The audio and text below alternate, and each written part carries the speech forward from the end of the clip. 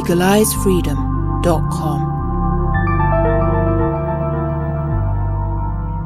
Okay, hello, this is myself, Christian Morris, welcoming Greg Moffitt, Thomas Sheridan and John Waters. We're having a roundtable chat today. This is not live, but recorded almost as if it was live. And we're talking about the film that was released about 3 or 4 weeks ago, Died Suddenly. Go and see it yourself. We don't necessarily have to summarize it for you today, but it is a film that is very important and actually, for me, came in the heels of a great video, What's in the Jabs by Dave Cullen. I think it's Dave Cullen's video is one of his best works. So who wants to start talking about Died Suddenly? John, you're the most eloquent of the four of us. I watched the movies pretty much as soon as it became available, and it blew me away, frankly. Now, subsequently, then I saw various critiques of it, and I'd like to talk about them as we go along a little bit. But my kind of shorthand response to them is, they don't really stack up proportionately to the content of the movie, because the movie, it just blows you away. What you come away from it is like, my God, they've got like strings of lard in people's in arteries and veins, and they're pulling it out like tagliatelle. I've never seen anything like this before. You don't need to be an expert in anything to know that this is completely wrong, off, crazy, dangerous, and so on. So it seemed to me to be a hugely significant piece of work, very professionally done. That's actually being leveled as a kind of almost like an argument against it, which is really bizarre. And we've got to that stage where you have to make bad movies in order to be taken seriously if you're against the power mongers of our time. But to me, there's a lot of issues which in the background of all of this, obviously, like, to tell people the content of the movie is based around the witness, the evidence of a series of practitioners, farmers, undertakers, insurance people, who are giving evidence of extraordinary activity in their various sectors in the last year and a half. And the embalmers in particular, it's just scarifying, what they're describing. That's what I was referring to a little earlier. But the undertakers, like people like John O'Looney in the UK, like who's for the last well over a year now been giving evidence, been talking in public about what he's been experiencing in his own practice and his own business. And but it seems to me that what's at stake here is really, when I started to think about this, we can kind of fall back into kind of normative discussions about things, as though we weren't living in utterly unprecedented times, as though what we were dealing with is just like so off the scale that you can't actually think about it in normal ways. Like there's actually no point really in discussing the merits, as it were, of the movie, as a documentary. The question is, what are we up against? And what we're up against is the utter corruption of the public discussion process right across the Western world. I don't say globally because but in effect it is the globe, because the Europe, America, Australia, New Zealand, all those places, where everything is captured, and the media most of all, so that there's this bizarre phenomenon now where something absolutely amazing can happen. Some contribution to discussion, such as Died Suddenly can be out there, and yet in another sense not out there. That it's there. We've seen it. Those who are interested can see it, but you have this bizarre critique whereby people just dismiss it then as if it did not contain what it contains, and in doing so discourage people from watching it, which most of them duly do. Therefore, the movie exists and doesn't exist insofar as it might make a difference to the public mind in the world at this moment. And this is, I think, the most extraordinary thing about this moment. And it's true about all, at the large level which this is, died suddenly. This global, in its potentially movie documentary. But it's also like at the very local level. Only today I was looking. There's a story running in Kilkenny, for the last 2 weeks.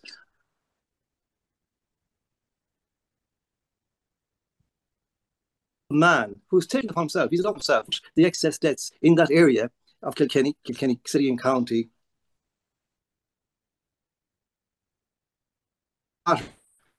Very much 100% now, he's saying, on 2018 and 2019. I went to a local paper, the Kilkenny News, I think it's called. I may be wrong on that. It's not the Kilkenny People. It's not the main paper. And they gave him a hearing. They published his findings, and he got on one of the local community radio stations and did a good interview there. And he's done the same thing again now, and he's found the same pattern, 100% increase on the previous 2 years. But you have this total silence from the national media and from most of the local media, except these particular elements that have decided to go with the story.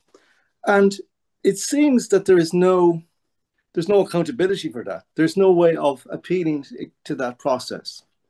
There's no way that these, and you can see that there, to finish on this point, that you can see the consequences of this then in the demeanor of official spokespeople, politicians, health spokespeople, and so on, and indeed the demeanor of journalists in general, if you can call them journalists, that they can actually act in the certainty that they will never be called out, that they don't have to recognize facts. They don't have to even know. They just laugh it off. You can write a tweet against it. And then you can come out the next day, like this woman, I think, I forget her name now, she's taken over from hula hoop in charge of the Irish COVID operation. And she's come out today with a statement about, masking up and, staying away from your grandmother for Christmas and all this, as if the deadline was actually 2020 all over again. As if nothing's happened, as if there's been no stories about, the vaccine deaths or any of this. But then the second thought occurs when you've seen this, but she can get away with it. And in the same way, those who dismiss, like Forbes magazine, did an absolute hatchet job, which I saw within minutes of finishing watching the movie, on died suddenly. And it's just nonsense. But it doesn't have to be any better than nonsense in order to pass muster in this utterly corrupted culture. And that's what I see as the real problem. So the way you're talking about the nature of this thing, the movie, and its existence, almost its non-existence in a way. Tell me, guys, I've only just begun this process, but in the people that let's just say the people outside of our circles, let's put it that way, that I deal with day to day, and that's a lot of people. I don't know anyone who's even heard of this movie, let alone seen it. Yeah, I was thinking about that myself. There's almost the whole thing is full of association in many ways. There's a belief that when we see something like this, well, we go like, wow, this will wake up the masses, that will get them, it'll get them thinking. But I was watching the film and I was trying to like reduce it down to like two things. One, as a piece of filmmaking, I'd give it 9 out of 10. It was absolutely brilliantly made. And then as it's sort of like it's a cultural effectiveness, and that was like 1 out of 10 at the most. And I think this is the reason why. I think we have become an economic demographic for someone like Netflix, and they know there's enough of us now around that it actually makes some money selling this thing off the internet, and that's why it's out there. But we're still not enough. We sometimes forget that we're still a tiny segment of society in terms of the overall picture. And I think this is like one of the criticisms from the sort of alternative side that's been leveled against the film is that, well, how can it be legit if it's been made, if it's mainstream and so and this kind of thing?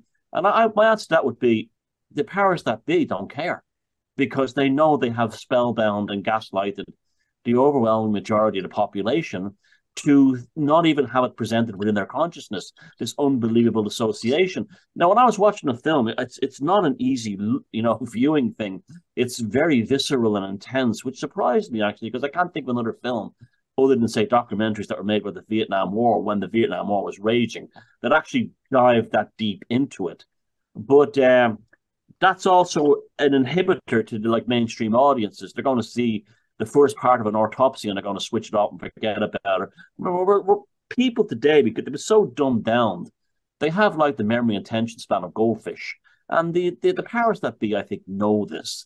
And while it may validate us to a degree and give us some kind of indication of what we know, it's almost like they're laughing at, yeah, okay, you're right. We give it to you. We'll give you that one.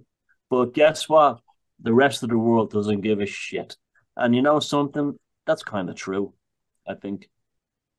Yeah, that's right, Thomas. I mean, that's exactly the thing. We have this kind of almost reflex that maybe you get from watching movies, that you're sitting in the movie theater, things are going really badly for your side of the story, as it were, and you're at that kind of low point in the story, but somewhere, even if you're not constantly thinking that, that the cavalry is coming over the hill, or the good guy's going to sort this out, and that kind of reflex kind of is in us all the time, where we're constantly looking for the big breakthrough. And when you see something like this movie, that thought immediately comes to you, oh, now, answer this one, get out of this one, But then you think, they don't act, there's nothing for them to get out of is the problem, because of the way it's all set up. And as I was saying, the way that the public is being gaslighted, and all this kind of idea of the conspiracy theory, because, Forbes, of course, the review was studded with phrases like that. And that works. Because people don't need to go any further. An awful lot of people, and a frightening number of people, in my experience, don't need to go any further than that phrase to actually stop showing any interest in something. You just need to say, it's a conspiracy theory. Oh, is it? Oh, well then, that's it. And this is, as I say, I don't think this has any precedent. Certainly not in my lifetime and in the cultures I've observed in that time.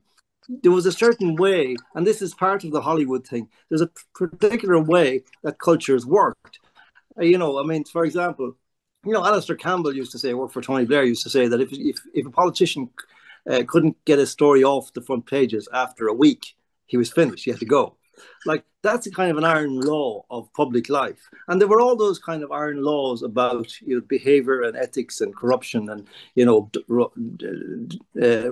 wrong dealings and so on, which don't apply anymore. They're just gone. Oh. Well, I draw one. It's almost like Christian. It's almost like proof of the simulation that it's there's different versions of humanity on this planet, and we're some kind of subgenus that doesn't actually communicate at some conscious level with the majority of them.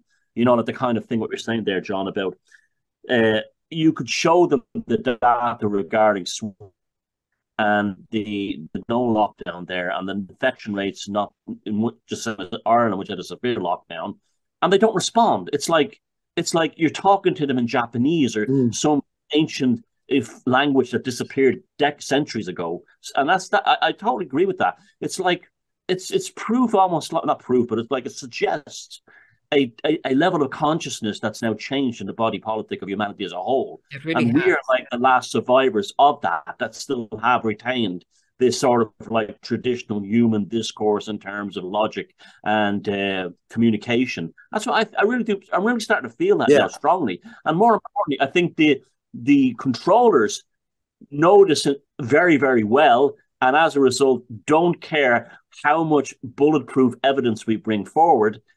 They know that we're presenting pearls before swine. Yeah. Sorry, I didn't mean to interrupt you.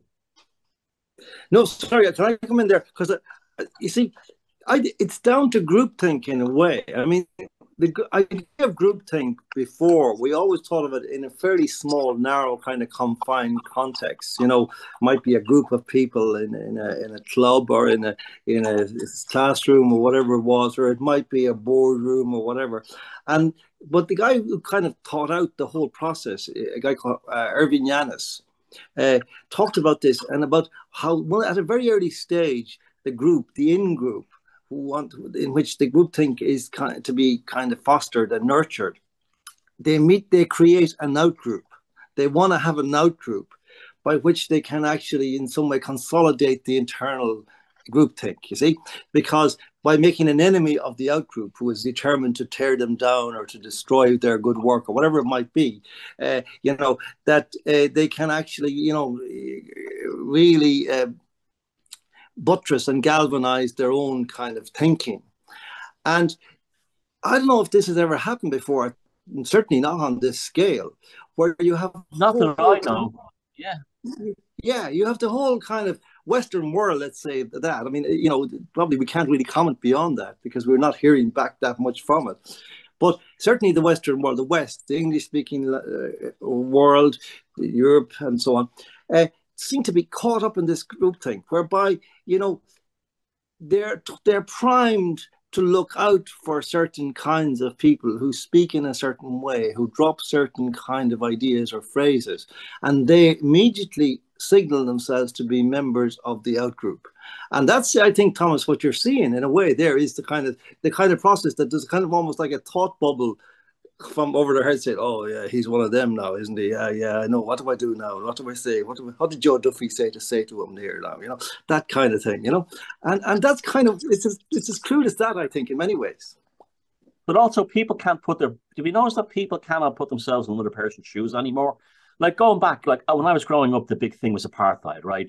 And you had like all these concerts and bands all about what was going on in South Africa and songs like Biko by Peter Gabriel, and you think to yourself, Jesus, imagine if I was a black man in Soweto or in somewhere in South Africa. It'd be shit. It'd be really shit. And then you would be transported into that reality to try and understand the plight that these people were against. That seems to be completely gone now. It's like this. It's myopia weaponized almost. It's almost like they cannot project themselves into a situation that's outside the groupthink they're pushed into. So you can push them, you can actually take them on a plane and bring them to Sweden during the height of the lockdown. So Swedish people, no one wearing a mask, no one dropping dead in the streets. Doesn't this tell you it's all bollocks? And they just, and that it's I can't. What have they done to us as a species? I can't, that's what when I watch Died Suddenly, they have the same reaction at the end to us. What have they done to us on the whole as a species? We've already got their transhumanism, because what they have now is not a human being, and the majority than what I grew up with. Mm-hmm. Well, let's just to answer you, Thomas.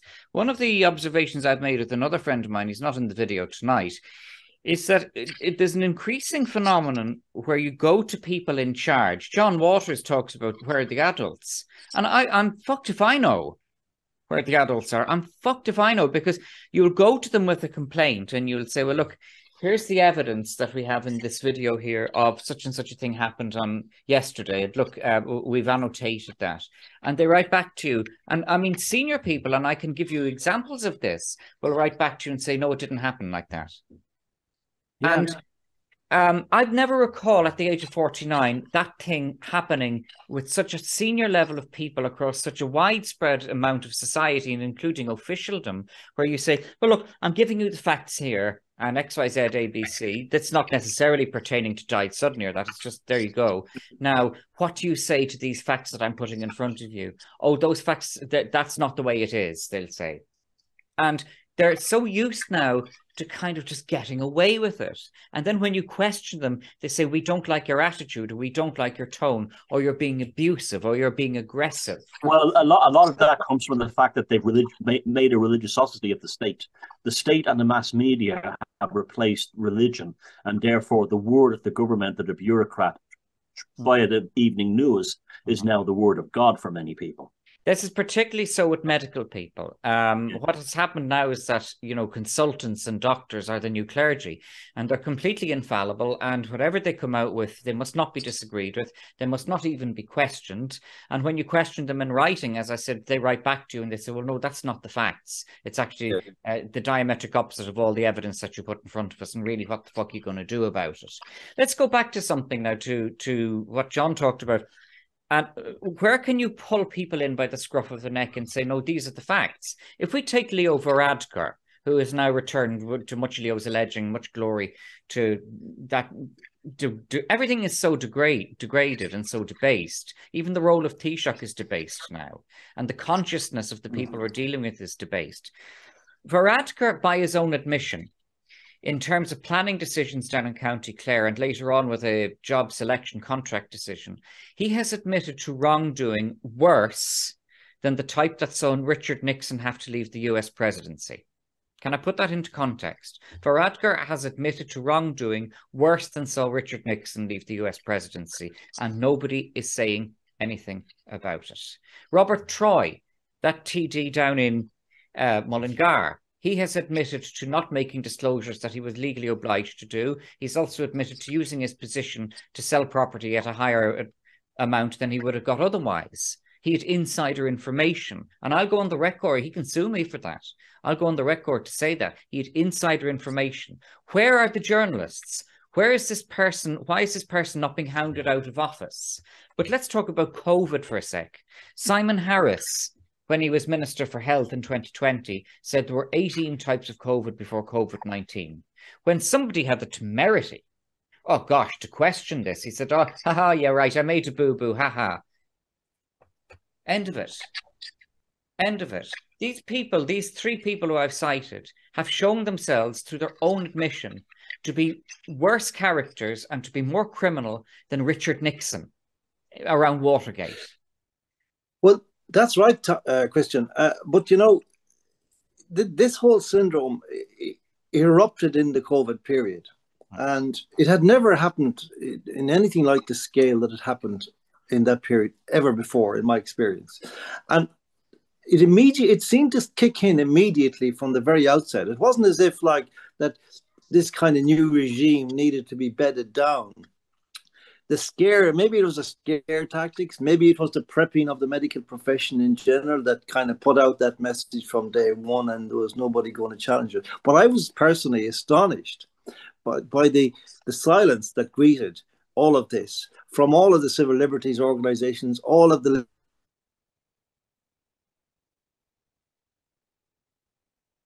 people who had money about rain, right?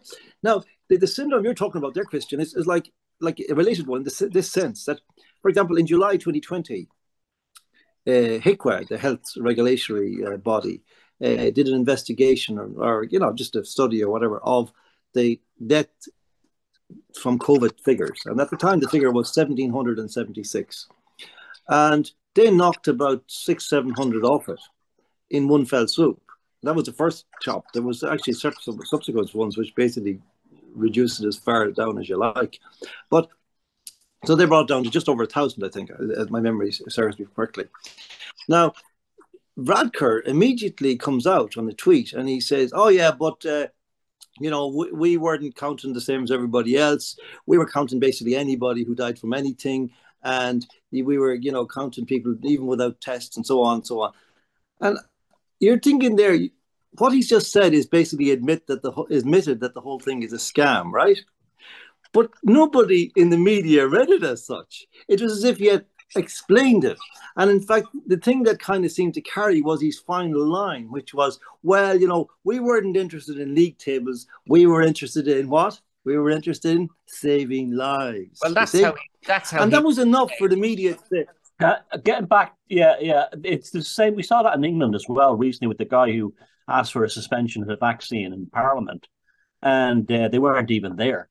This is going on everywhere. It's again like they're like again children. Nah, I can't hear anything. I can't hear anything. This is what they're like.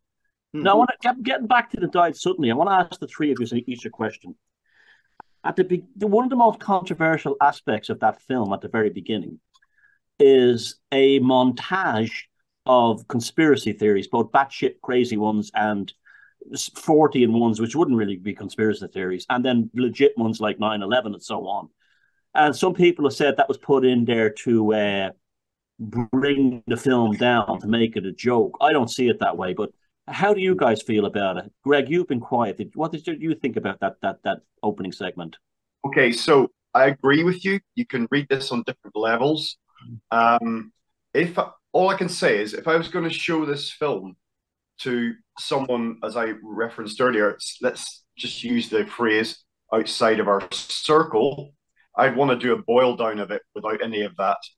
I don't see what function that has if you're trying to just draw people's attention to sudden deaths. All that would serve to do, and from people I know, on the fringe of things, would be to put them off. I see stuff about moon landings and JFK. What's this got to do with anything? It's a massive, massive distraction. Although I do agree with you, Thomas. As I said, you can look at this production on different levels. It operates in different ways, different levels of consciousness, depending on who's watching it. But purely, if it was going to be my thing, I would have made a very clean, simple, fact-checked film about people dying, for no apparent reason, unexplained deaths, people who died suddenly. Simple as that. Because I think that is an issue that's just screaming, like sirens going off, red lights flashing. And when I sat down to watch it, I was like, that montage, I was like, what? Why? Why even bother with this? What is the point? Well, I'll give my answer to that, and I think what you said, Greg, is very valid. We have to accept, before I give the answer to Thomas's question about that particular montage at the start of the film, I'll remember something John has said. It is impossible to find words that fully articulate the enormity of it. So when we're doing programs like this, or when we're talking, or when I'm doing my own stuff or other stuff, I always find that I'm reaching out to try and find the words and concepts that will get our heads around this, and you never can. So we have to accept that limitation seems to be there, at least. In relation to that montage at the start, I think it was, would I say that it was worthwhile? On a balance, yes, because it's kind of saying to people, well, look, here are all of these conspiracy theories. Here are all of these things that you hear. And this is the presentation that you've had so far. Now, are you going to make your mind up? Is this video that you're about to watch the same or different? So I think to an extent it may be trying. It may or may not succeed, by the way. So, Greg, I think there was much validity in what you said. But I think it was trying to say to people, well, look, this is what the shite you've heard now for the past 50 years after Kennedy was killed and all that and all the rest of it. What do you think now? Yeah, I agree with that. John, what do you think? It's interesting. I mean, I didn't think about this until I think it was Greg sent on the link of that article about it, and I looked at it again, and I realized that actually, when I was watching the movie in the first instance, or a documentary in the first one, I kind of watched it the way I think now we watch online stuff differently than we would have watched TV in the old days, where you make a cup of tea and you sit down in front of the thing 2 minutes before the program starts and you watch the whole thing from the beginning. I wasn't really paying any attention to that stuff because I was waiting for, as it were, the meat of the program to kick in.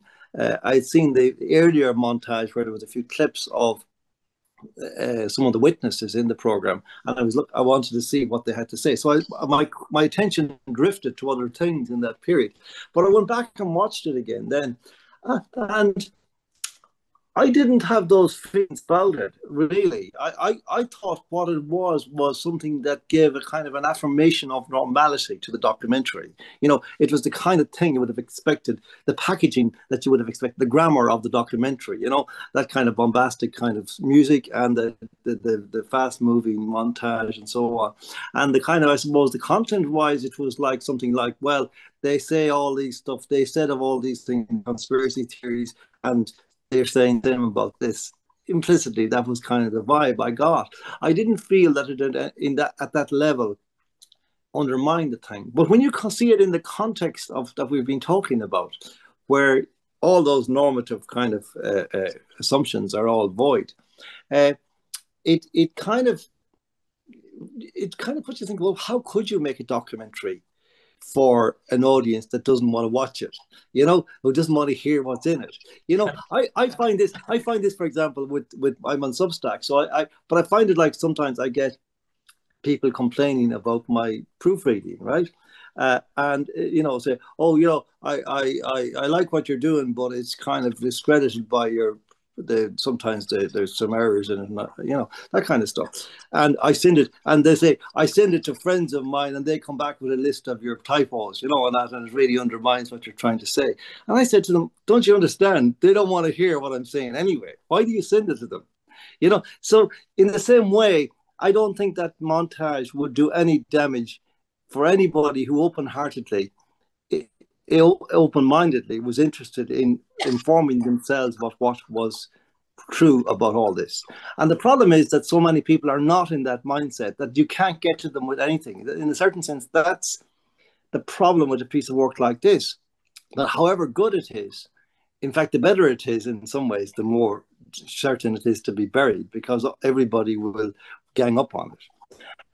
So I didn't really feel that criticism, I can see the point, but I think everything is so warped now that in a certain sense, it doesn't really matter. The way of breaking through, I don't know, it's kind of like, how do you break through with something like this? Well, I think what it is that you just put it out there, you get a certain amount of talk about it, you kind of hope that somebody's going to attack it or something, but they're clever. They don't do that in the big sense. You won't get Bill Gates attacking it and giving it publicity or something like that.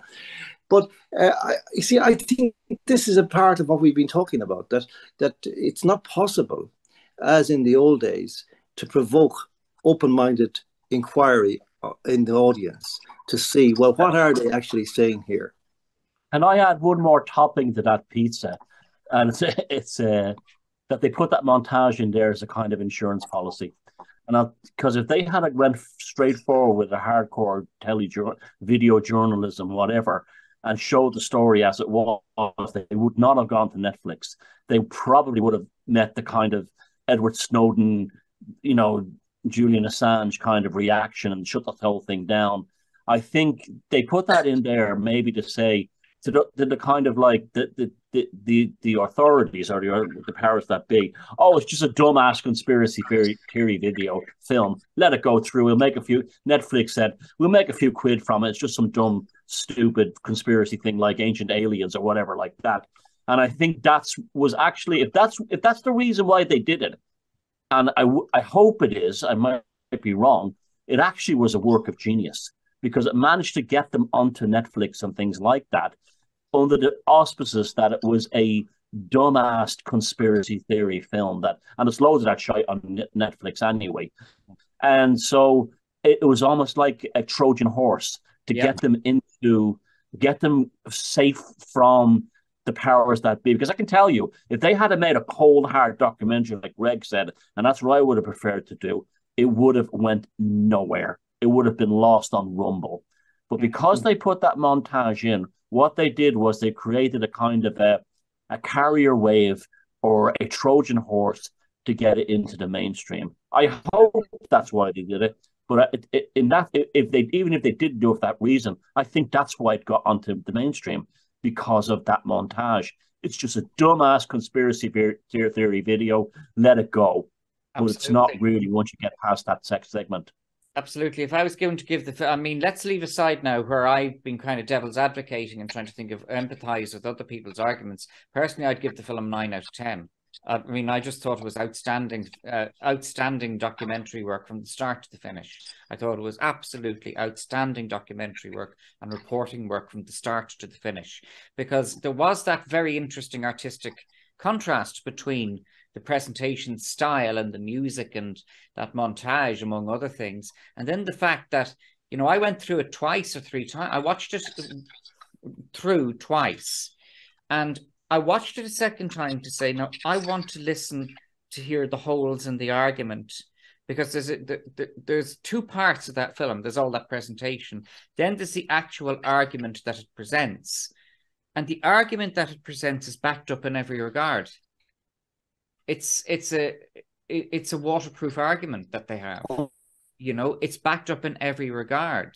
The only thing that they stayed away from, and I think this gets back to what you said, Thomas, I analysed before, a year and a half ago, that the moment you talk about global depopulation, you're dead.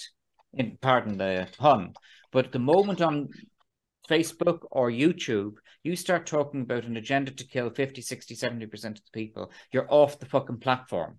This is my Odyssey. I'm putting this video tonight out in my Odyssey. We can say what we want. But you say it on YouTube, you're dead. I got knocked off YouTube 3 times. That's why I left YouTube, because I kept talking about a global conspiracy to reduce the global population. And that was the one thing that they hinted and hinted and hinted at it in Died Suddenly, but they did not go as far as to say there is a deliberate agenda to cull 60 to 75% of the population. Yes. And how that was brilliantly done was in that graphic about the infant mortality rates in Australia. Oh, it was so the way that graphic continued to descend. I thought that was genius filmmaking. And I tell you, before that scene arrived, I was like, well, are these guys really completely 100% serious? But they were, because when that graphic appeared, it undid all the stuff regarding the montage at the beginning and so on. It was almost like, you know, the punchline in a joke or the pivotal scene in a movie. I will never forget that graphic as long as I live. It was a genius piece of graphic. And myself being schooled in graphic design, it was a genius piece of graphic design work. Would you believe that? Sorry, Greg. Yeah. One of the criticisms leveled at the film was that the Australian birth rate was already in decline for other reasons prior to the COVID thing. So therefore, it wasn't a valid piece of data from that point of view. And how did they allow that thing in the film that whatever sport he was playing, the guy in the States who collapsed on the field, nothing to do with vaccinations or COVID, but yet they allowed that somehow got through their fact checking into their movie. I mean, again, that's entry level stuff. That's a schoolboy error. Doesn't undermine anything that we've been saying positively about the film overall, the message as such, but that's such an easy target for people to, because that's all it takes, doesn't it? Sometimes you can have the most rock solid cast iron case that you can make for whatever it happens to be, and in people's minds that can all be cut out from under them in their mind by one simple little thing like that. So I just don't know how they allowed that to happen. I mean, don't you review your footage, your arguments, your data again and again and again? I mean, Thomas, you've made so many documentaries. You must have gone through stuff, numbers, statistics, things that you're presenting to people to be absolutely sure of your case before you put it out there in front of people. The fact that they let something like that go through, for me, it's unforgivable. So you think that was a deliberate thing? I just don't know. I just don't know, but it's unbelievably sloppy. Yeah, well, this is something that happens a lot. I mean, obviously, a documentary is a different level, but there's a lot of stuff going around the internet, which is kind of like it keeps coming, and people say, no, that's false. That's an edited video. There's one of a senior Pfizer manager saying that they're going to cut the population by X for 2025 and so on. And I've seen the original video, and he's talking about something completely different, and they've spliced together two parts of the same speech or the same interview, and it makes it look like it's all the same thought, but it isn't. And the thing is, no matter how many times you really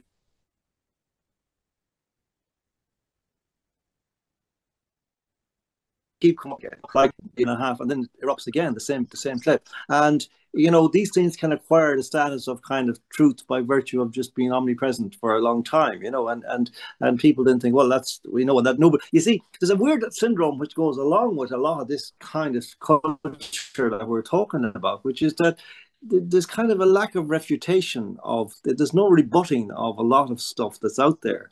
Very often there's so much of it that, people don't even bother saying that that's not true, or they don't sort of, take it down and leave it down. And so stuff acquires some kind of status of truth by osmosis or something, And I think maybe that's a syndrome that it can affect documentary makers like that. I think that's been around so long. Everybody knows it happened. Everybody must. If it had been false, it would have been rebutted by now, So I don't know. It's a weird one because all of this thing is so strange. The other one, the clip. I mean, I thought the way that the depopulation thing was dealt with was quite interesting because it wasn't done as a conspiracy theory as such. I mean, there was loads of stuff you could have drawn in there about the kind of background to these kind of speculations or these kind of understandings of what's actually going on. And they didn't get into that. They didn't really stray very far from the core evidence, with a little bit of just sketching around the idea of the depopulation thing, just to give you the general sense. And as you say, I think they didn't actually absolutely make the connection, but they left the association. And in fact, they could have gone a lot further, maybe with a somewhat longer documentary, in establishing a much better connection, you know, through people like, I mean, Dr. Carrie Madej has talked an awful lot about the kind of lipid nanoparticles and, you know, this biosynthetic material, which is essentially what they were pulling out of people's arteries, and what this actually is about, and what it actually does, and what's the purpose of it. Because, you know, I mean, I know in my own journey, as it were, with all this stuff, that I kind of have been following this kind of theory stuff for a long time. How will I say? I believe it.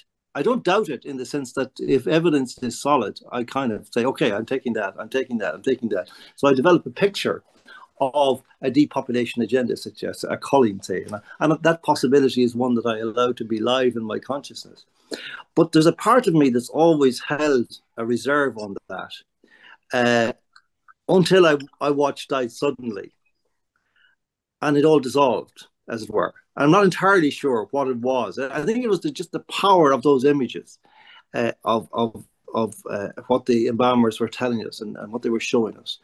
Like, it just there seemed to be no possibility of this being anything other than a deliberate attack on the human person. Not necessarily absolutely in the first instance, because it would have been conceivable that this was something that resulted from haste, from lack of planning, from lack of testing or whatever, all that. But what really would convince me on this was the fact that immediately it began to come out, they started to cover it up. They denied it. They just ignored the voices that were pointing to what was happening. And for a year and a half now, 20 months actually, we've been watching these things playing out in real time. And still, the journalists are saying, I mean, I saw a letter today from a journalist in the Kilkenny thing, written back to the guy who was taken in the local paper or the local radio station, telling them that basically they would investigate these figures, you know, when they were published by, you know, a respected authority, more or less. In other words, this guy's work didn't count for anything. The facts didn't count for anything. But if the government told them it was okay to publish them, then they would publish them. You know, so it's like, to me, I think that this documentary, if people watched it through with an open mind, they would have to say, "Oh, this is it. This is it. This is solid. This is scary. This is real." Sorry, go ahead. Finish, John. No, sorry, Tom. Go ahead. Yeah. What I find interesting is how the media basically ignored it. At the same time, they absolutely savaged and went to war against Graham Hancock's Ancient Apocalypse TV series, which is completely harmless. It doesn't, no matter what was presented in Ancient Apocalypse, it was never going to shatter the paradigm of, the present day. And yet you have the likes of The Guardian calling it the most dangerous thing on the internet, or the most dangerous thing on Netflix or Amazon, whoever produced it. And the same time they ignore the Died Suddenly film. It's almost like they set up Ancient Apocalypse to be the object of hate. Look over here, so you don't look at the... I'm not saying anything wrong with Graham Hancock. I don't mean it that way. I mean, the media said, here we have something we can attack. That's it, exactly. Yeah. And so, that tells me that at some level, even with the schoolboy errors, which Greg pointed out, even with the montage at the beginning, they still don't want people to see it because they're not bringing attention to it. So therefore, they know there's a Rubicon that everyone has to cross. Many of us, like the four of us here, have already crossed that Rubicon. That reality isn't what we, the mainstream media and evening news isn't what they say it is. But to the average person, it usually takes something like them like this across that Rubicon, and they don't want them knowing about it. So they went to war against, poor Graham Hancock and his TV series. So they'd have people, the average normie out there will think, well, the only bad documentary in the world is Graham Hancock's one, where they don't want them seeing the one that would really damage the control grid. Yeah. Does anyone see a connection between those two documentaries? No, go for it. Ancient Apocalypse and Died Suddenly. Yeah. The message is fundamentally the same, and that's why it's fundamentally unacceptable to most people. It's that reality isn't what we think it is. The human story, the human journey isn't what we're told it is. The mainstream version of our origins, our history, our past, present, and future isn't what we're being told, So in that sense, I see these two things as these two documentaries that have attracted so much attention and so much controversy recently as intimately linked. Oh yeah. There's a lot to that. But I would analyze. I watched the Graham Hancock one as well, and the thing about the Graham Hancock one is it's dealing with the past, or a particular position taken on what the past was. I mean, I'm of the opinion that there were different types of humanoid people like Easter Island or that kind of thing that date back to 500, 600,000 years. The idea that Easter Island was put up 1,000 years ago, or that was 600 years ago, is a gaslight. But you see, it's easy to dismiss the Graham Hancock thing because it's dealing with the past, whereas Died Suddenly is dealing with the future. And moreover, for those criticisms that we've identified legitimately and very importantly that you identified about Died Suddenly, the actual hard facts that it presents, particularly in my case, the graphic of death, infant mortality and miscarriage and stillbirth rates in Australia, that's fairly difficult to refute. So they're not going to, it's the old thing of don't mention the bogeyman, don't mention the elephant in the room by saying its name. So if the mainstream mention Died Suddenly, then people are going to say, oh, RTE took a moment off telling us Black Lives Matter to say, oh, hold on, Died Suddenly or something. What's that all about? And then they will begin seriously joining the dots. I have had dreams about that Australian graphic of the infant and stillbirth mortality rate. I've dreamt, that graphic disturbed me so much. I've dreamt about it. I've seen it in my subconscious and in my dreams. It disturbed me. And especially how it was punctuated by the lady who was talking about infant deaths. It really sort of became a modern horror story in many ways. So from the, even though Greg had mentioned that the rates were declining, it didn't really matter. It sort of made the point in a kind of almost folklorish kind of way that it was deeply embedded in my consciousness by the time it ended, between her commentary and the graphic itself. You see, there's one of the things here that actually I think is important as well, that say in coverage, in news coverage, in whatever kind of coverage, there's always kind of an editorial function that is kind of at the back of the mind of the viewer or the reader. Like, is this news? What process made it news when something else isn't news? And journalists are acutely aware of this. And this has been very, very cleverly manipulated in this whole period, because the implication all the time is when something isn't covered or is ignored, well, it wasn't newsworthy. It's not important enough. It didn't meet that bar. It didn't reach the bar, right? And that's kind of, in a certain sense, unanswerable most of the time. I mean, it's certainly not with something like, 100% increase in mortality. You would imagine that would be a news story, but they can actually apply it to that. They've actually managed to manipulate the public consciousness and imply, well, no, that's not really news. I mean, we'll decide what's news, and we decided that wasn't news, and that kind of syndrome always applied to news.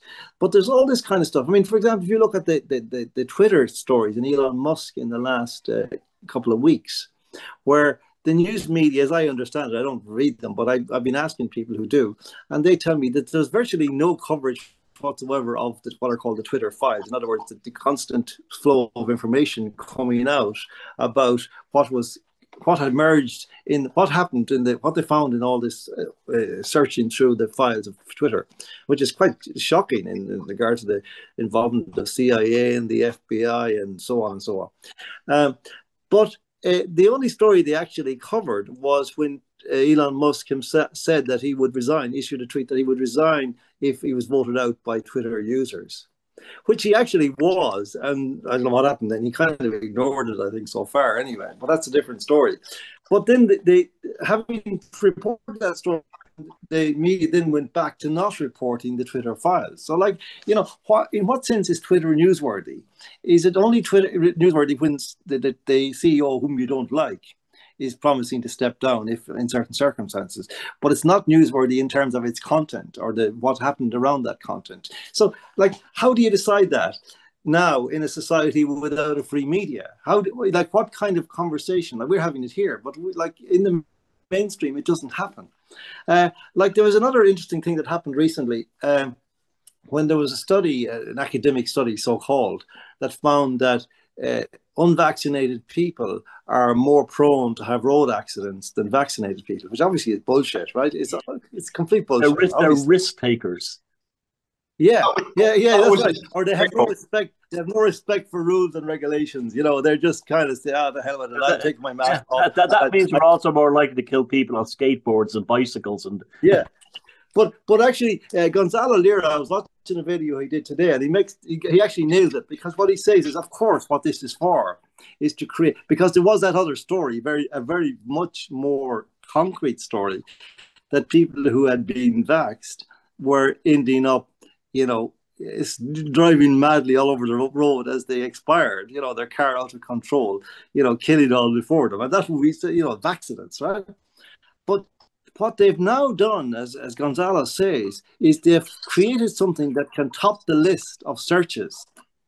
If you search for vaccine accidents, you will now find the study that tells you that people who were not vaccinated are more prone to accidents than those who have.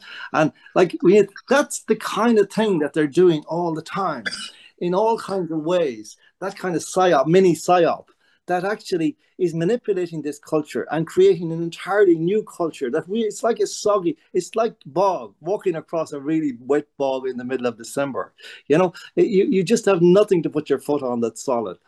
And that's kind of, I think, the situation that this movie that came into. And I think that it was made, I think what Thomas is saying, and is really interesting about that intentionality behind that montage.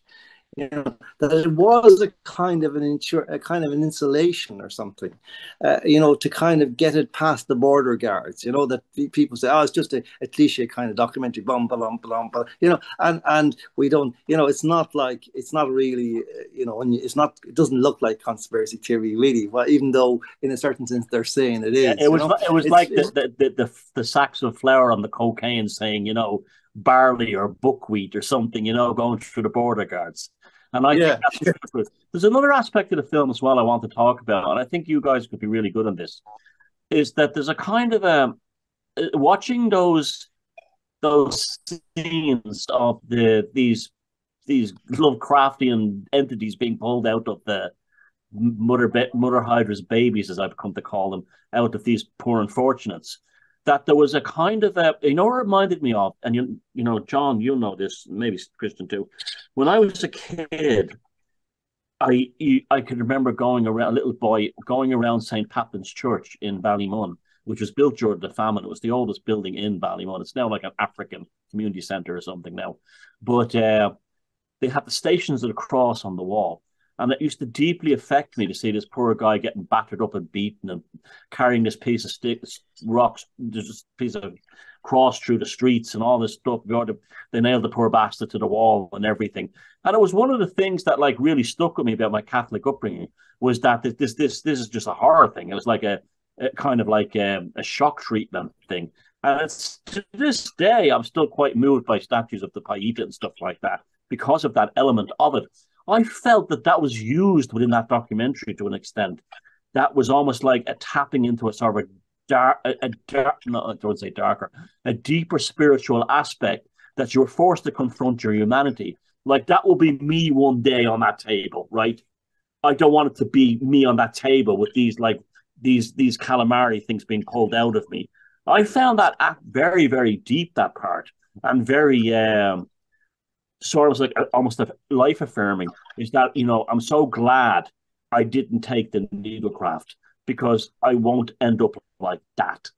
Did is it just me being a weirdo? Did any of the rest of you feel that kind of way? Like that it was sort of like a sense of like, thank God I avoided that. And maybe Relief, the film could have. absolutely. Fucking Yeah. sure there was. A sense of relief, absolutely there was. And a sense of relief on behalf of my mother and father, who are 92 and 93 respectively, I don't have to do anything else in my life. I made sure they never got the needlecraft. That's the crowning achievement of my life, was to make sure that mum and dad didn't get the needlecraft. That's actually deadly serious, and you put it that way. I don't have to do another thing with my life. I made sure they didn't. Like an affirmation. Oh yeah, absolutely, 100%, 100%. But also kind of a cautionary, or a terrifying aspect that now you kind of have a graphic imagery to go along with your forebodings about maybe relatives or people that you love who have blundered into this, or for whatever reason, and done this to their insides, and are walking around with this stuff inside them, that is kind of, I don't know. I mean, what is this supposed to be? It's supposed to be apparently the hydrogel or whatever that creates these new biosynthetic entities that actually merge hybrid form with the biological forms, and so on. But it's very unclear what that is. Is what we're saying in terms of what they're trying to do, the post-human thing? Is this a failed experiment? Is it a successful culling experiment? What is it like? I mean, this is unclear to me, because we keep hearing about the lipid nanoparticles and what they're trying to do with those, and so on, and of course we understand that that's intended for a very small minority of the human race, and the rest of us will go with the embalmers. That's their plan. But it was to me very very scary, very, very visceral. Like, I was looking at it through my fingers quite a lot of the time. And that thing of, I don't know about you, I have that thing where I've got this shot now, I know what's in this, I'm not going to watch the rest of it, so I'm going to close my fingers for the next 10 seconds and hope it'll be gone when I open my eyes again. It's that kind of visceral sense of horror at the reality of it. Really made me think about death, actually, including my own. And death is something that I think about a lot. I think that's healthy. It made me think about what it is to be human. And I'm not sure that either of those things were in any of the intentionality behind the documentary, but that's what it made me think about my own impending death and yours, and what a human being is. Yeah. And what also that, and we've talked about this, Thomas, many times, how those of us, and this applies to this general discussion on so many levels, those of us that around us, that the entities that appear to be human may not be. So that there may be a lot more bodies on the earth than there are souls. I think that's a very important point, Greg. I think a lot of people, I think one of the great services that this documentary has done is that we live in an age where people don't confront death really anymore. They don't really see bodies in the streets. They don't see dead people and so on. And this film, I think that disconnection from death and the ritualization around death, wakes and funerals and open coffins and so on, I think that was one of the reasons they sold the whole scamdemic thing to the public so easily, is because death has become an almost esoteric thing to people, that it's like something that happens to someone else. And suddenly they confronted them with this almost like, the ghost in the machine, that would be the word, but the elephant in the room, that your mortality is now a fact. And if you don't wear the mask, if you don't not wear the thing, so on, you're going to be destroyed. And we're seeing that again. Like, you've got a cold, I've got a cold. I'm having this, I'm dealing with it with this wonderful Portuguese elixir, Sandeman Port. I'll take that. I won't have the cold tomorrow. I might have a little hangover, but that's the end of it. I don't think about it anymore. But they've created this neuroses in society to avoid death. And it's also part of the transhumanist thing as well, that it's something that happens to someone else, but it won't happen to you. I often even think the whole thing of people suddenly changing their genders and having all these surgeries is a way of avoiding mortality, so they can never have to ever face the end. If I die as a woman, that means I didn't die as a man. I think there's so much of the whole thing of the scandemic was rooted in this alienation from the rituals of life and death, and people somehow avoiding this thing they'd rather not talk about, where in previous generations you would have had like a more direct confrontation with the end. Yeah, I think that's like absolutely right, Thomas, because they played off the fact that people didn't really know anymore through direct contact the patterns of death, because so it was easy to sell any number of deaths as scary on any given day. Whereas if you lived in a small town, as I did, or in a community like, an urban community as you did, and maybe like in my town, there was like 2,000 people, say, and a certain number of those people will die every year, like 1%, something like that, so or whatever it would be. And you would know when to expect a series of a quick series of deaths in succession, say in January, February. You would know that in the course of the year 3 or 4 people, or young people, would die suddenly, unexpectedly, just completely out of the blue, and everybody would be in shock for 4 or 5 days afterwards. That you grew up with it. That was missing completely, and they were able to tell people all kinds of stories about something that scared them in a certain sense, but they didn't actually know much about. I mean, in Dublin, I found when I got here that the only time you come across death really is a hearse will pass in the street sometimes, and there'll be one car after. Whereas at home, like, there would be like 1,000 cars blocking the streets for 12 hours as the people queue up to sympathize with the family and so on. All that, which steeps the whole culture. And I was surprised actually in that context that country people, rural people, were just as affected, or seemed to be just as affected by this scam as urban people, but they were, which is interesting as well, because it seems that there's a deeper level to it than just a simple visibility of death.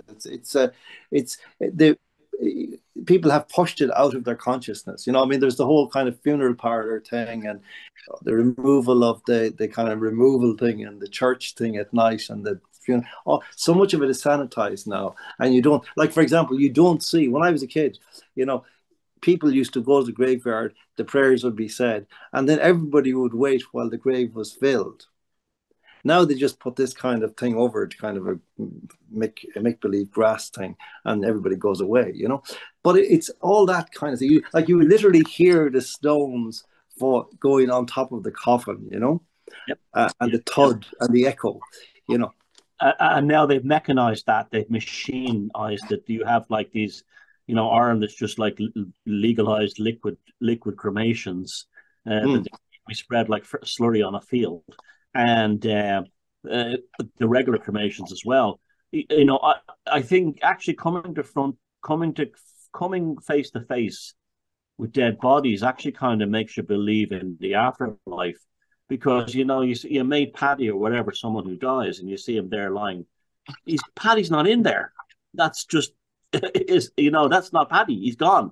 And I think that was one of the reasons they wanted to disconnect us from an upfront. The more death there was in the world in a day-to-day experience, the more spiritual and religious people were. You see that in India, where they have the cremations in the street, this kind of thing. That's not their auntie or their sister or their wife on that funeral pyre. That's just a symbolism of closing that lifetime story. And that's one of the reasons that disconnected us from the day-to-day aspects of death, is because it does cop and fasten your belief that there's something more, that's not what you're looking at. I had a friend who was a nurse, and she would see bodies in the morgue, and she'd say, nah, definitely that person is gone. There's something not, that's not the person, that's someone else. That's something else, you know.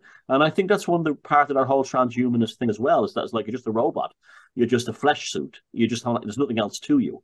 And I think the Died Suddenly film with those autopsy scenes suddenly brought that glaringly and viscerally into focus to the point where you said, oh, okay, the life and death is a very real thing. And what is, you know, then this existential sort of angst appears from that, even, you know, and then this is, you know, this is the engine of philosophy. And that's one of the great things about this film, is that we don't have anything like that anymore. One of the things I thought was very interesting about the film was our opportunity to hear from people whose lives are death, embalmers, undertakers. You know, I recently had one of my school friends who I recently kind of re-encountered after, you know, decades and decades. She's gone into the family business of undertaking, and it's just really, really interesting to listen to people whose daily experience is, you know, the death of the mortal coil, and how they reflect exactly what you're saying, Thomas, that that the person is gone, but crucially that they still exist. You know, that this thing that they're preparing, this thing that they're honoring, this thing that they're, you know, dealing with, the flesh and blood body, was only like somehow a vehicle for the consciousness, you know, for the unique entity, the person, the name that we all knew. So that's one thing that I found very interesting about the film, that I don't think that many people probably picked up on. I thought it was really, really interesting to hear it, particularly not even from so much from undertakers, but from embalmers, you know, because that being how niche, you know, a career is that. Yeah, I Every think. Sorry to, embalmer I I've met, specifically picked up on that. Great person. Sorry to finish Greg's point. Sorry, but you, Greg, I got exactly what you said there in the film. You know, this is an insight into people whose profession is death and dealing with the realities of death emotionally and physically, and also where they are confronted by the spirituality of it. Sorry, guys, I cut through you. Oh, okay. Go ahead, John. Sorry. No, I was just going to say that this whole question of ritual and you know, traditionalism and all of those kind of things that we kind of growing up maybe were somewhat as kids impatient with, didn't really understand, and you know, and even our parents or the people around us didn't understand them, but they carried them out anyway, ritualistically, literally, that they had a deep purpose. And it's very interesting. I was watching a video recently with this guy, American guy, Jake Dyer, who was talking about, you know, the guys who are behind all this stuff, the Malthusians, whatever you want to call them, the cabal or the cult, or whatever. I call them the combine. That their great enemy is the traditionalist. That they want to rid the world of traditionalism, because that kind of retains the memory of all of these things that make humans understand their total humanity. You know, before, during, and after, as it were, you know, from the point of origin to the point of destination, etc., whatever way you want to see it. And I think that there's a lot of truth in that, you know, that because really what they're trying to do is to eliminate mankind as mankind, qua mankind. They want to actually expunge us from the earth and make of us something in their own image, or of our descendants, something of their own image.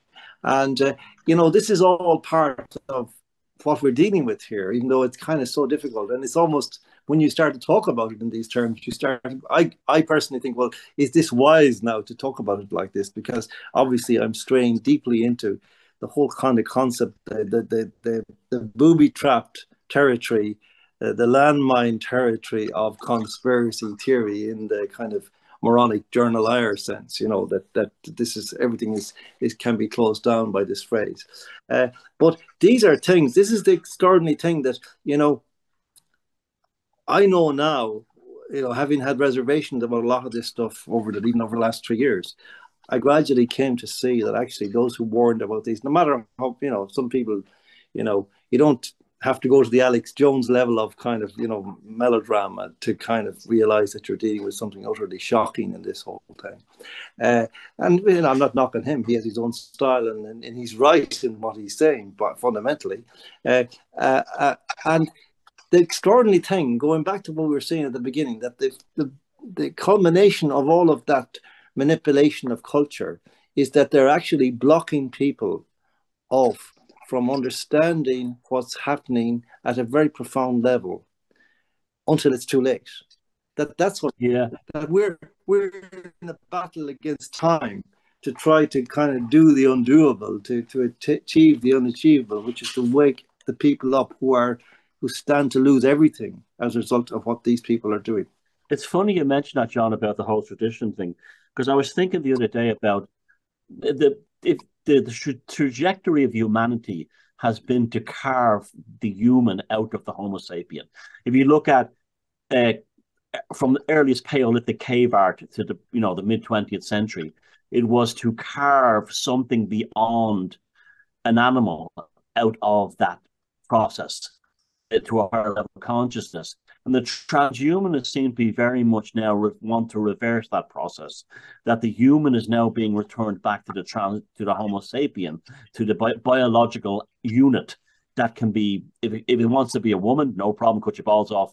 If it wants to be transhumanist, we put chips inside it, replace its limbs with electronic devices and gears and all kinds of other machines and motors. It's almost like the fundamental aspect of the transhumanists, and this is all, I think everything comes down to transhumanism, what we're up against at the end of the day, a hatred of humanity. That's really what transhumanism should be really called, a hatred of humanity. And these the Combine, the secret unknowns, treat the human race as the same way someone with a can of fly spray would spray on flies or a bug zapper. They're seeing us that way, but they want us to acquiesce to that as well. I'm only a flesh robot. I'm only a piece of meat. And this 200,000 years or whatever it was of humans extruding themselves from the Homo sapien through our art, through our culture, through our traditions again, that doesn't matter anymore. Yeah. You're just flesh and bones and nothing else. Well, actually, now here's a microchip or a chemical to improve you. Do you know where you see that? And I mean, I'm going on a bit of a tangent here, and it's an old bugbear of mine, Leo Zalej. Like, Varadkar resumed the position of Taoiseach last Saturday here. And one of his opening speeches was kind of, the thrust of it was, listen, you've had enough of your fucking fun now with that Egypt from Cork who just kept it warm now. Now it's time, we're going to be getting rid of your civil liberties, getting rid of the notion of you having any kind of say in this matter, because you've just pissed us off for long enough now, you bold little minions. And now one of the things he said was, I have a lot to do over the next 2 years, which made me go, oh God, no. Because, when Varadkar's talking shit like that, that's sinister language altogether. You cannot assume these days, talking about getting back to the topic of the degradation or the spoliation or the violation of what could be called a legitimate humanity. When you come across people in charge now, I don't trust doctors anymore. And I used to, up to kind of 2020, I would have had an instinct maybe to trust doctors generally to say, well, I'd give them the benefit of the doubt. I don't anymore. I genuinely don't give them the benefit of the doubt anymore. I would decline to give them the benefit of the doubt for 2 reasons.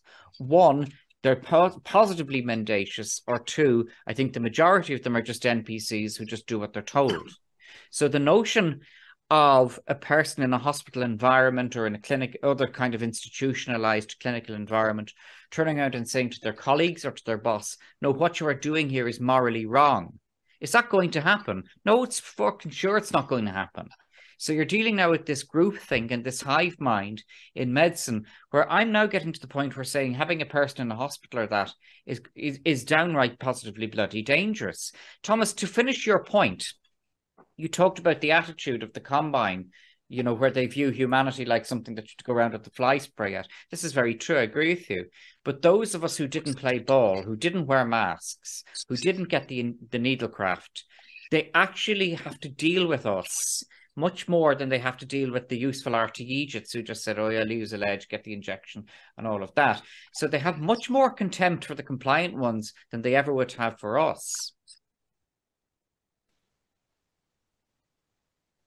Does this give us any advantage, or does it make our lives worse?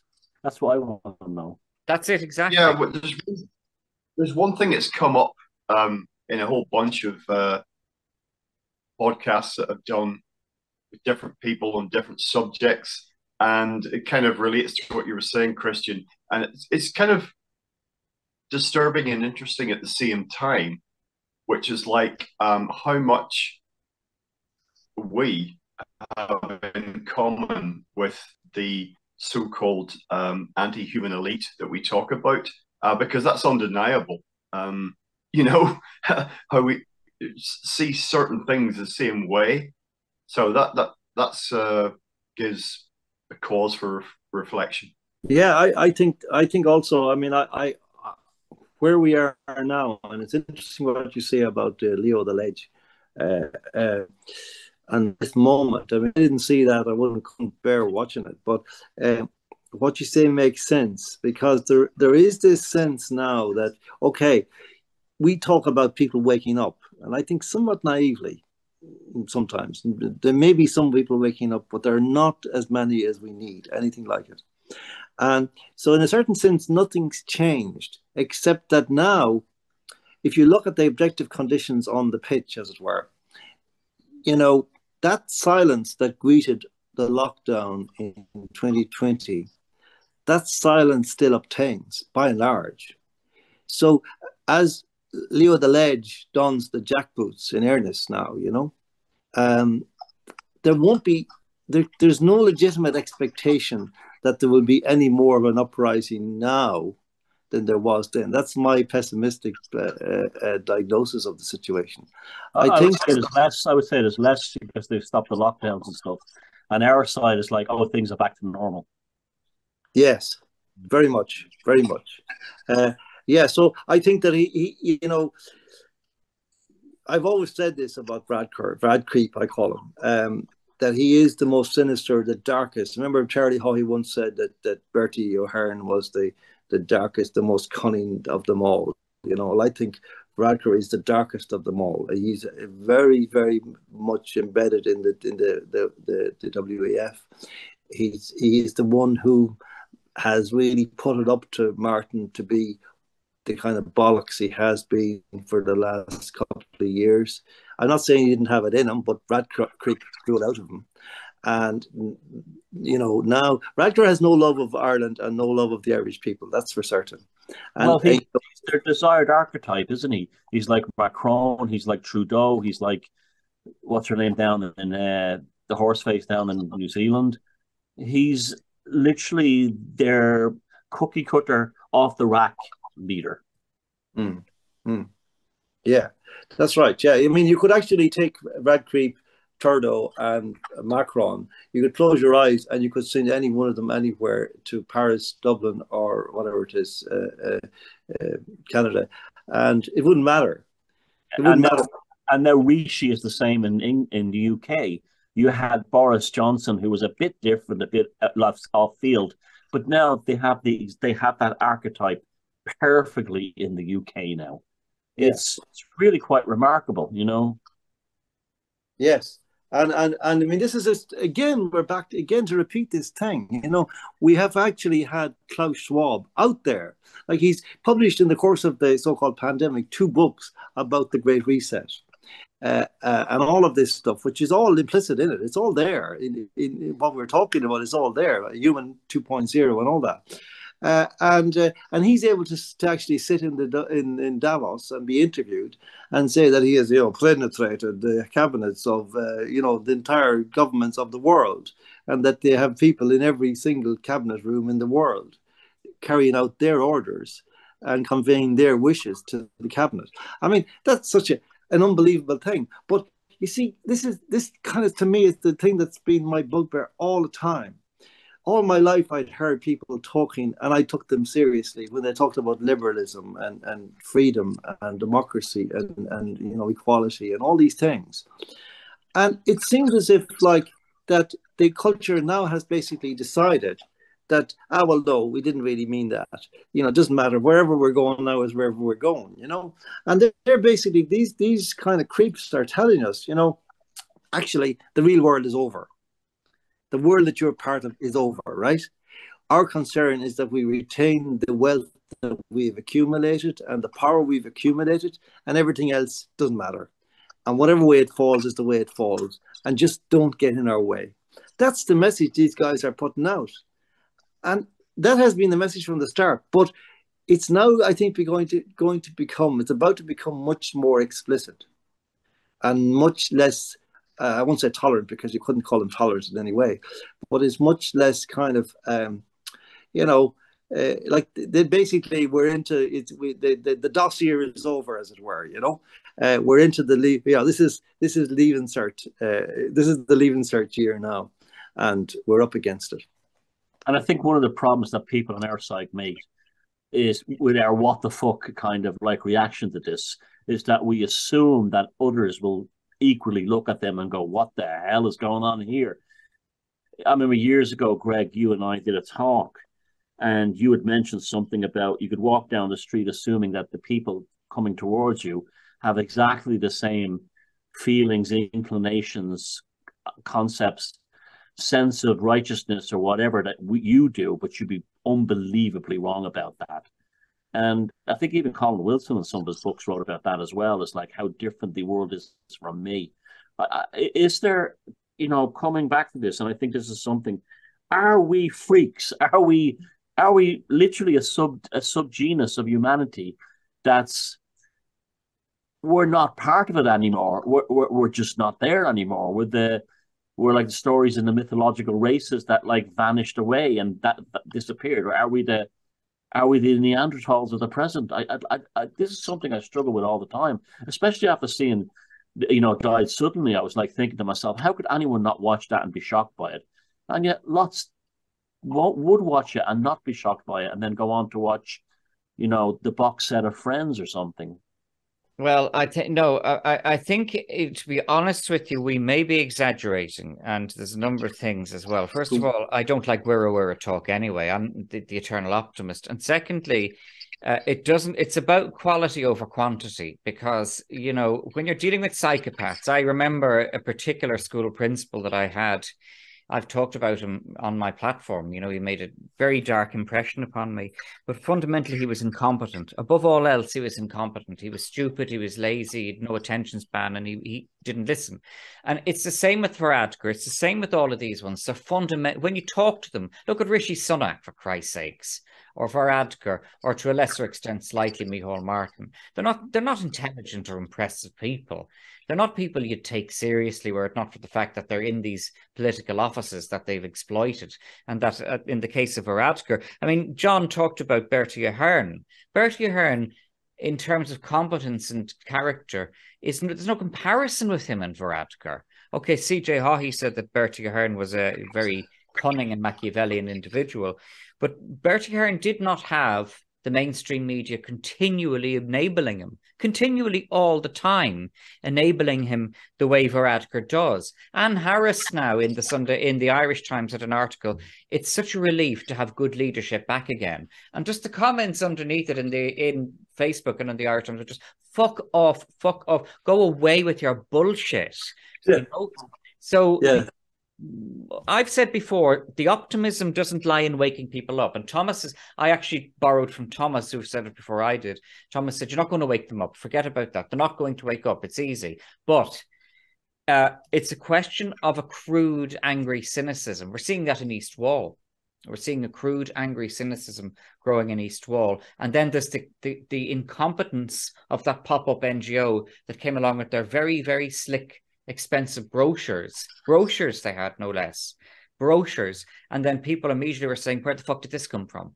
That crude cynicism is all you want, because that'll create its own energy, that'll create its own chaos and its own magic. Sorry, go on. Sorry, can I come in there? I'm just on Thomas's point there about who are we or what are we? I mean, I've been kind of struggling with this question recently in terms of kind of labels, because it's something I've always resisted the idea that I was a conservative or right winger or anything like that. But I kind of got pushed into that role ipso facto by virtue of fighting the wars I fought against certain entities who call themselves other names like liberal or progressive or something. And that's the way you kind of play it, or you end up thinking, well, I'm a sort of a traditionalist. I think I do value tradition, but the idea of traditionalism is to me something else. But it just strikes me really that what Thomas's point, that in answer to Thomas's question, like, ultimately we are the only liberals left in the real. We haven't changed. They've shifted the goalposts. Yeah. So, and we are progressive in the literal meaning of the word. We want human nature. We want the human race to prosper and progress and make better things, discover new things, and grow and develop, and so on and so on and so on. We're not progressive with quotes, certainly not. But that this is the thing. We have been, in a certain sense, gaslighted into believing ourselves to be something that we never were. Because I know, maybe with you, Thomas, I don't think that this is true, but has been true of me. That in some part of myself, I kind of believed that kind of ricochet of kind of definition or of identity that was kind of like dropped on my head, and now I realize it was a complete lie. I was always what I always felt I was. I mean, like I quoted recently, the Václav Havel was talking about this question after the wall fell down and he became president, and he was asked, well, what are you like? Are you left wing or right wing? Because by virtue of taking down communism, he ipso facto appeared to be defined himself as a right winger, and Havel's answer was really beautiful. He said, he just put his hand like there, and he said, "My heart is on the left." Yep. And I can get exactly what he meant. He wasn't saying my heart is, I'm a socialist, really. He was saying my heart's on the left, and that's where those emotions come from. The desire to, treat people decently, to be fair to people, to be decent, and so on, so on, so on. And, that's all we've ever asked for. In all of this thing, the people on our side have asked for nothing else, just to be left to live their lives in peace. That's all. Yeah. And this seems to be too much from not only the authorities, but all this vast, gang of people who gather and they seem to have skin in the game for some reason that is really opaque to me. Why do they care whether I'm vaxxed or not? Why do they care if I'm going to, obey the rules? Yeah. So what? It's like suddenly everybody's a police officer, this. Back to the subject I have, I didn't get vaccinated as a political statement. Refuse the vax as a political statement. No. I did it because I'm not going to be a fucking lab rat. It's as simple as that. Yet the ones who there's so many ran out and got vaccinated as a political affirmation of this sort of like globalist left-wing progressivism.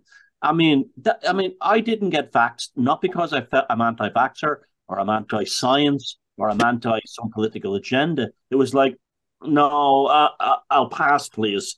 And that seems to be the most greatest crime you could commit, is like having discernment based on logic.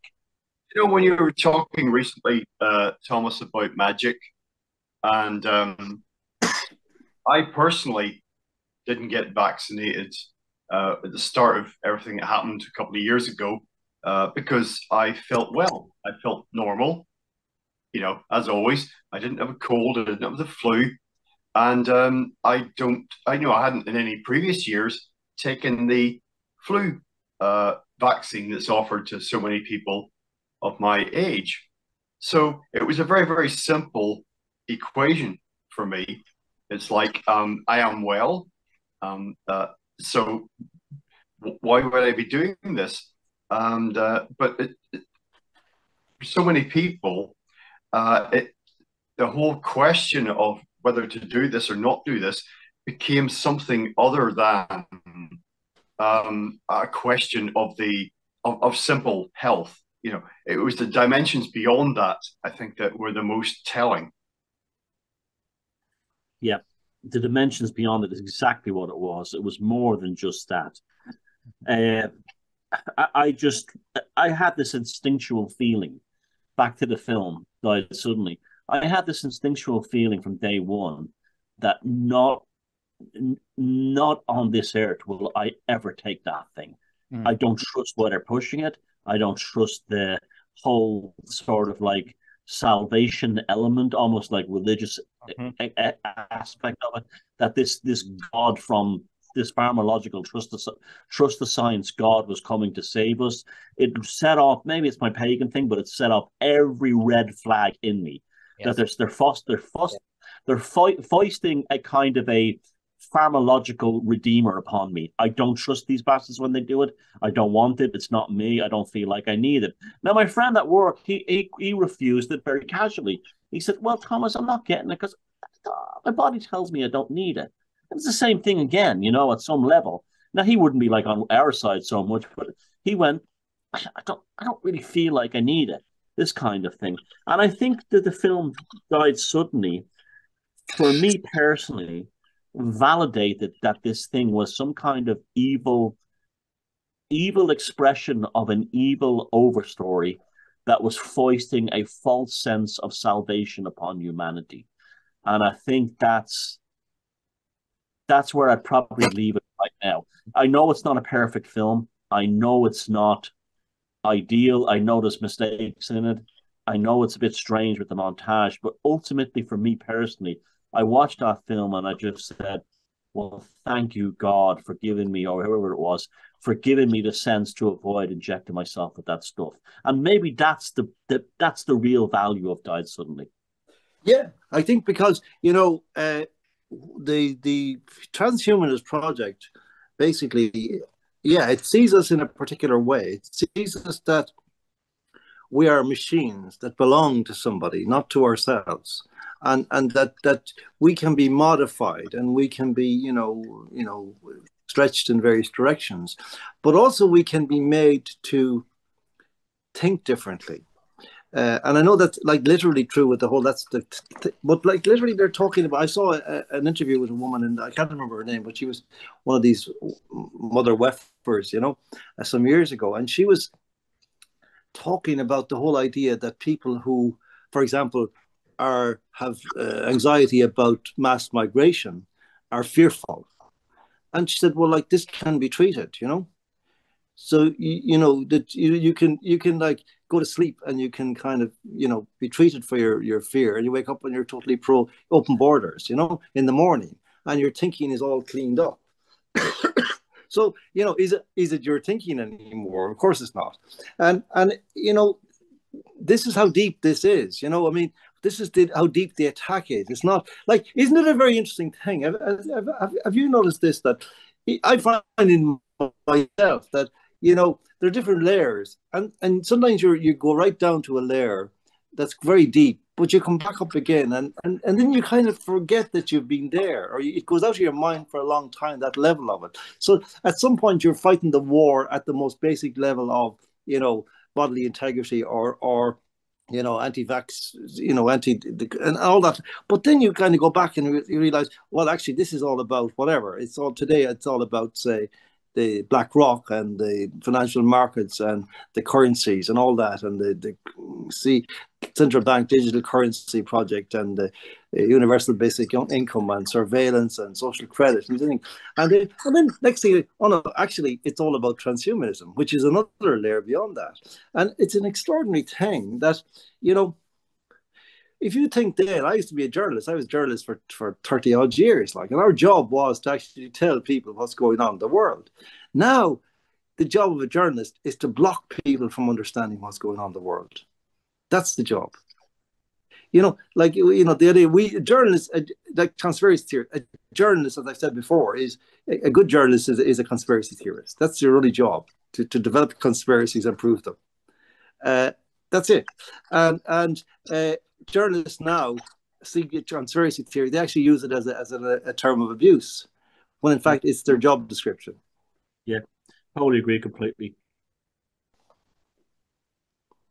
Another aspect too is that with the transhumanist thing, you were talking there about the whole concept of someone taking a pill and they wouldn't be have doubts about mass immigration in the morning. Yeah. A lot of that is rooted in the whole. When I wrote Puzzling People in 2009, 2010, what was all the rage back then was a thing called the Genome Project, which was this belief by scientists and geneticists that every aspect of your behavior was contained within your genes. And I was reading an awful lot of research at the time. And there was this, particularly regarding criminal psychopathy. And there was this belief that if only we could figure out to find the psychopath gene that's inside a person or inside these people, we could switch it off and they wouldn't be psychopaths anymore. It's utterly preposterous. It's just a ridiculous idea that you had. And there was also the thing that you had a gay gene, that gay people were gay because of a gay gene. And it discounted every other aspect in their life, from their environment to their culture to their social interactions to everything else that may have brought them to where they were at this point. Or even things like their biology that existed within them now, like in psychopathy, the lack of activity in the frontal cortex and so on. It was always rooted in the genes. And these biotech companies invested enormous sums of money in this Genome project because they thought that everything could be found within your DNA code. And what they discovered was that nothing about you really is inside your DNA. And this is why these biotech startup companies lost huge amounts of money trying to disbelieve that this would change everything. Well, it seems to me with this mRNA vaccine that they're trying to make the failures of the Genome Project become a fact by actually destroying the genetic integration of the people that take the needle. Well, this is an extraordinary thing. I mean, and again, going back to Died Suddenly, I mean, to think of that movie as almost like an emblematic or kind of almost like the depiction of a metaphor for the experiment that is the transhumanist project. Because, like, these guys cannot possibly know where this will lead, other than theoretically. They cannot know how they're going, what kind of hybrids they're going to end up with, what kind of Frankenstein monsters they're going to create, what the consequences will be. And they're also, in a certain sense, nominally anyway, members of the human race. I mean, they're tinkering around with their own species, and it's very nature. And in a sense, you could see, in a sense, the graphic imagery of Died Suddenly depicts something of what happens when you do that kind of thing, when you start tricking around with nature and with the given entities that we have and are.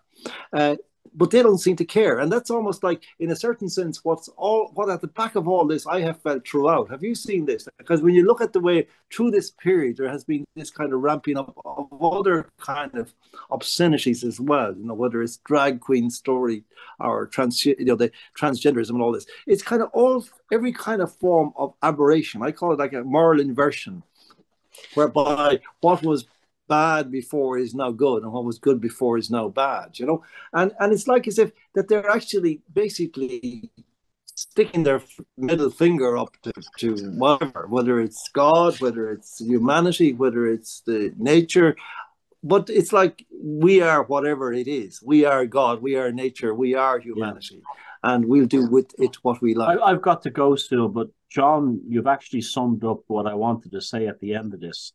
Is that I think Died Suddenly, and the fact that the whole rollout of this vaccine that wasn't fully tested or anything, it kind of validates my belief that we're living in a post-scientific age. And by that I mean that we live in an age where you're told to trust the science.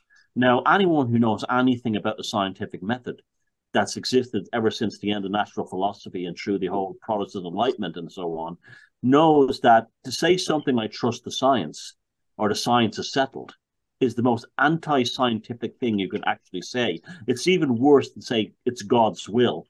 So we're living in a post-scientific age that's about a kind of a barbarity of experimentation that, we'll throw this shit into them, see what happens, and wherever the cards land, that's the end of it. And I think that the film Died Suddenly, for me personally, really showed that we're living in a post-scientific, in the actual meaning of the word science, scientific sense. And I'll just leave it at that we basically have a maverick intellectualism and a maverick scientism that's actually just using the human being as a lab rat for their own populist agenda. Yeah. I'll leave it at. I think, Thomas. And you know, Thomas. Go on. Sorry, no, just Thomas's point there. I think, yeah, I mean, when you then look to the demeanor of the Taoiseach Mihol and the Radcliffes and all these people and the Turdos and whatever, and you see their responses to what's happening and the way they're covering or appear to be covering up mass murder and whatnot, right? You think, well, actually, that behavior is more in keeping with a knowledge of what Thomas has just described, that they know this is an experiment at the highest or the lowest level, right? And their orders are to make sure this experiment goes the full way, right? Goes the full distance. It's not actually like they're simply covering up a crime already committed. They're still in the throes of the actual crime. It's not over yet, is the point. They're not covering it up. They're actually implementing it. You know, it reminds me of in the time of the Cathars, during the Cathar extermination in southern France in the 1300s. Geoffrey de Montfort wrote a letter back to the Pope saying, we're killing so many people. We don't know who we're killing. Are they Cathars, Christians, or Jews? We just don't know. We're accidentally killing our own people. And the Pope, innocent, wrote back, kill them all.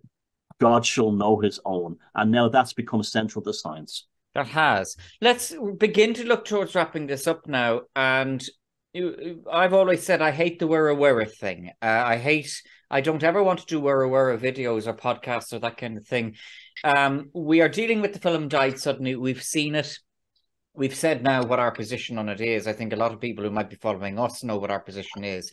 My only thing that worries me is that we're in an echo chamber of our own, and we're kind of in a bubble of our own. And how do we now begin reaching out to those people who are sentient, who are listening, but who just haven't been exposed to the stuff that we have been? Earlier on in this conversation, I think Thomas and John and Greg mentioned that threshold that we all cross when we realize that the situation is sus.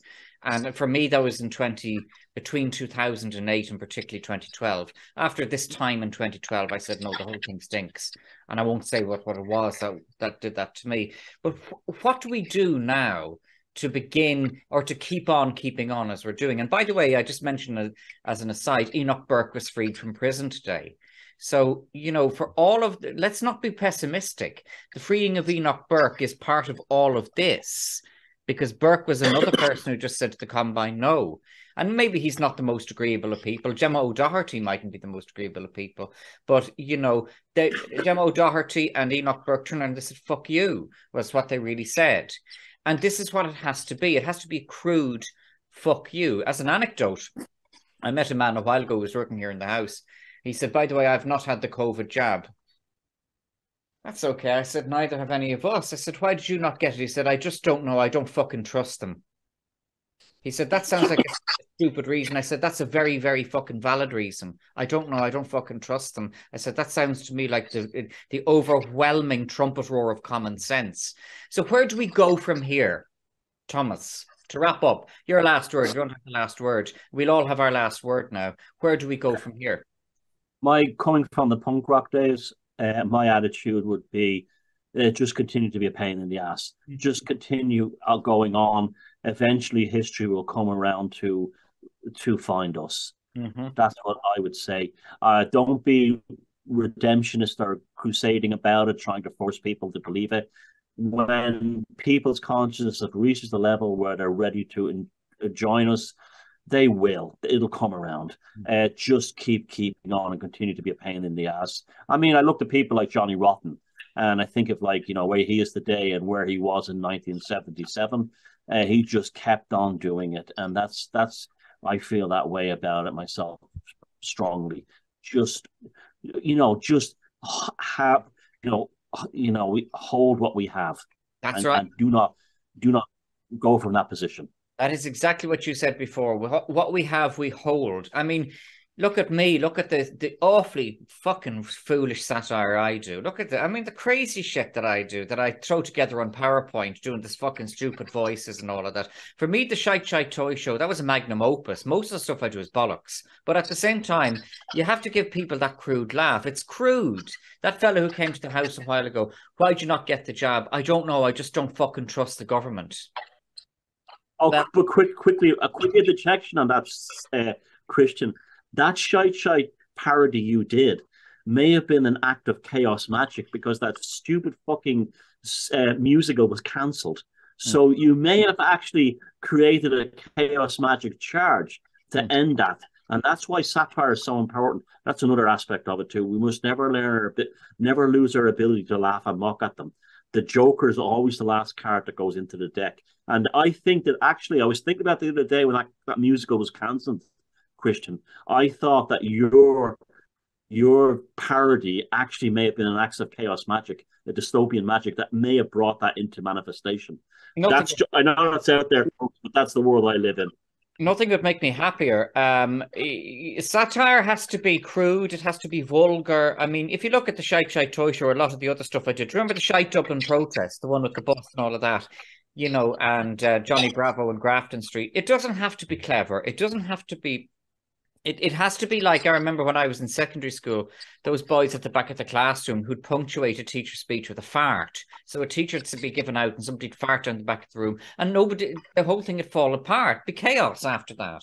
It's not, you know, clever. The element is sincerity. Yeah. Whether you're Johnny Rotten or Rick Mail, the element is sincerity. That's it, absolutely. John Waters, what's your last word? Well, very much apropos of what you've just been saying there. I think the thing is to stay centered, because we can't know what to do before we are faced with the situation.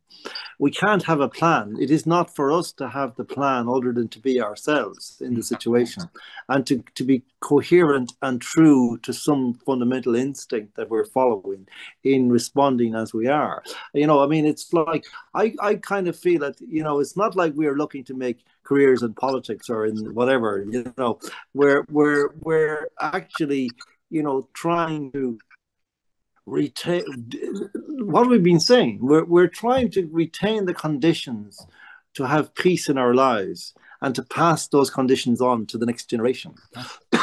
And that's something which, you know, it's not a passive thing always. It has a certain passivity to it, but it's an active thing. It's called upon to be active at times and to respond very certain, you know, with a certain forcefulness.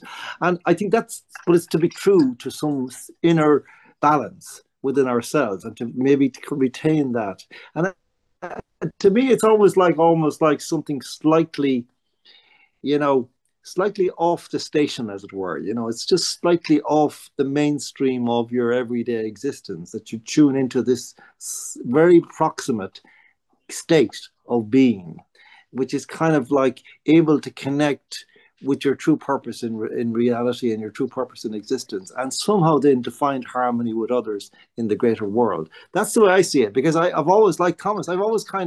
I've never liked clubs. I've never been a joiner. I don't like political parties as such. And you know, because it's all so kind of deterministic and, you know, functional and you know, instrumental. But I think this is what we're doing is not going to be instrumental in any way. It's going to be, and it's not going to be reactive either. It's going to be responsive, not just to what happens, but to what our calling is, what our vocation is, as it were, as people who just say, fuck off, to people who want to impose their jackboots on our faces. Yeah, that's right, absolutely, and that's good enough. It's like the lad who came to work here. He said, you know, I said, why'd you not get the job? Don't know, I just don't fucking trust him. Well, that's a good enough answer. Greg, your last word. Yeah. Live like you're going to die because you are. Oh, live like you're going to die because you are. Oh, okay, right. Sorry, I didn't hear fully there. Live like you're going to die because you are. Absolutely. But as I said in Viz, my husband, remember a letter to Viz, my husband says, live every day like it's your last. So we spent the past 29 days, like 29 years beside a life support machine in the hospital. But that was a particular Viz joke, live every day. Live every day like it's your last. But when you look at them, you look at Varadkar and you look at Micheál Martin and all the rest of them, hula hoop, they're such fucking humorless sons of bitches. They're such laughter-free, joyless fucking wanks, and RTE and all of them. It's what Thomas Sheridan says, and I'm going to wrap up that now with Thomas Sheridan's word, you know, never, never lose the song from your heart. So to everybody who participated and to everybody who watched, thank you all very much indeed.